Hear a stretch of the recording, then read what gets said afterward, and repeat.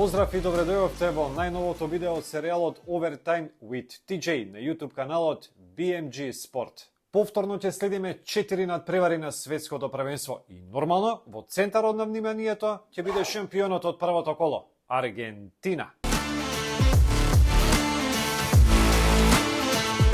Но пред тоа само да ве потсетам да притиснете subscribe и да кликнете на звончето за да добивате известувања за сите видеа во иднина. Сега, ќе почнам со шлагот на тортата на светското првенство со последниот надпревар на денот. Аргентина, Мексико. Аргентина ќе била шампион. Абе, нели ви кажав? Далеко е ова Аргентина од шампионски тим. Човече, загубија од Саудиска Арабија, најслабиот тим на светското првенство. Да не ме сватите погрешно, нема нација со поголема страст за фудбал од Аргентина. Ама немаате екипа, бе. Само со напаѓачи не можеш до титула. Абе, која средина со Мекалистер од Брајтон, па и Передес и Депол не се баш нај, како што ги прават сите. А за одбраната, што да кажам? Повеќе дупки има од швајцарско сирење. Промаа.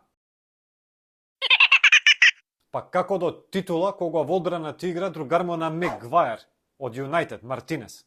Сега, ова е клучен надпревар за Аргентина. Надпревар кој мора да се добие. Но после таков пораз, само довербата ќе биде уште еден проблем. Но мислам дека сите ќе играат за Меси. За него, ова е можеби еден од најважните надпревари во кариерата. Ама против себе ќе го имаат Очоа, кој беше играч на мечот против Полска. Каков голман е, блеснува само на светските првенства. Човекот го нема нигде, освен еднаш на секој 4 години. На секое светско првенство, кога се претвара во голманчиште. Му фати пенал на Левандовски. И така веќе 3 светски првенства поред.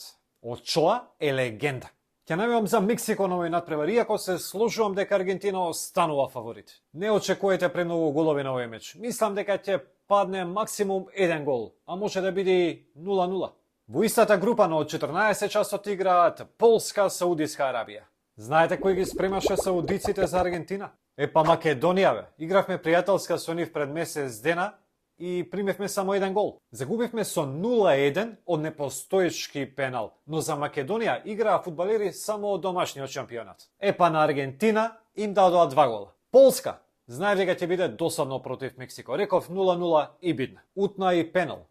Полска е првата репрезентација која промачила 3 пенали поред на светските првенства. Прв пенал на мундијалите кој Полска го доби е во 1978 година, кога Дејна промаши против домаќинот Аргентина. Журавски утна пенал во 2002 година во Јужна Кореја и Јапонија, и тоа против Америка. Сега пенал утна Левандовски. Не им свирите пенали веќе. Ќе навивам за Левандовски и дружината и мислам дека ќе победат. Саудиците физички издишаа против Аргентина и мислам дека Полска ќе победи со 2-0. Ајде да видиме што се случува во групата Д. Во утринскиот термин од 11 часот играат Тунис, Австралија. Ова е надпревар меѓу две селекции кои не покажаа премногу до сега, но за разлика од Австралија, Тунис освои бод против Данска. Тунисжаните можеа и да слават против Данска која беше фаворит, но на крајот 0-0. Сега имаат улога на благ фаворит. Австралија даде гол против Франција и ги налути. На крајот 4-1. Сепак, загуби од селекција како Франција, која е се уште актуелен светски шампион и не треба да им ги одземаме шансите.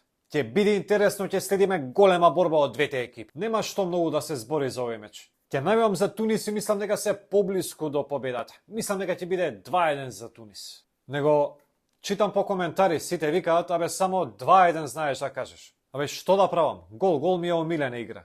Во вториот надпревар од оваа група од 17 часот ќе следиме европско дерби меѓу Франција и Данска. И сите очекуваат лесна победа на Франција. Но, 2 меча одигра овие две селекции во изминатите 3 месеци во Лигата на нации. И 2 пати тепаше Данска.